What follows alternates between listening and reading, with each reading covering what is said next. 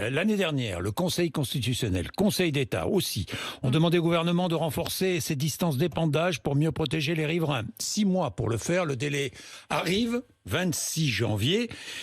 Est-il vrai que vous allez demander une nouvelle évaluation à l'ANSES ? Non, on ne demande pas une nouvelle évaluation à l'ANSES. Ce qu'on demande, c'est que l'ANSES regarde pour chaque produit. C'est-à-dire, arrêtons de dire que tous les produits se valent. Il y a des produits qui sont plus dangereux que d'autres, tout le monde le sait.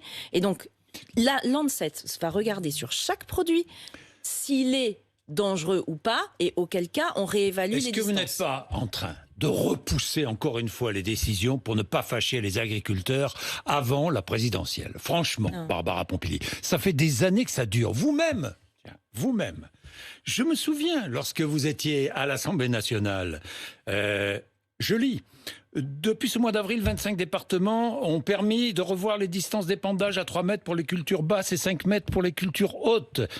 Vous le déploriez. Dans ce contexte d'épidémie de coronavirus, alors que nos concitoyens sont aujourd'hui confinés à domicile, permettre de telles pratiques, c'est faire le choix d'ignorer leur santé. Les fameuses chartes signées par les préfets avec les agriculteurs. Oui, qui ont été annulées depuis. Oui, mais enfin, vous vous éleviez contre ces épandages.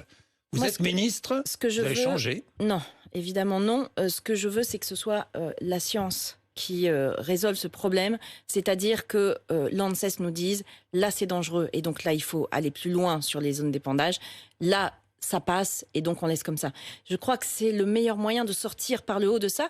Et par contre, je ne vous laisserai pas dire qu'il n'y a rien qui est fait, parce que sur la question des phytosanitaires, on a réduit de 50% la part du glyphosate. On n'a pas été aussi vite qu'on aurait voulu. Et ça, je suis totalement d'accord avec vous, il faut aller plus loin.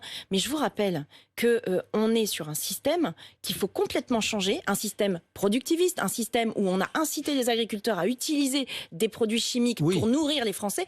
Et c'est plus facile, et je peux vous le dire en tant que ministre en charge de l'environnement, c'est plus facile de travailler avec les grandes industries pour baisser leurs émissions de gaz à effet de serre que de travailler avec 400 000 familles d'agriculteurs qui ont des difficultés à avoir des revenus là-dessus. Donc, ce qu'il faut, c'est qu'on travaille avec eux et qu'on les aide, mais on a baissé les pesticides.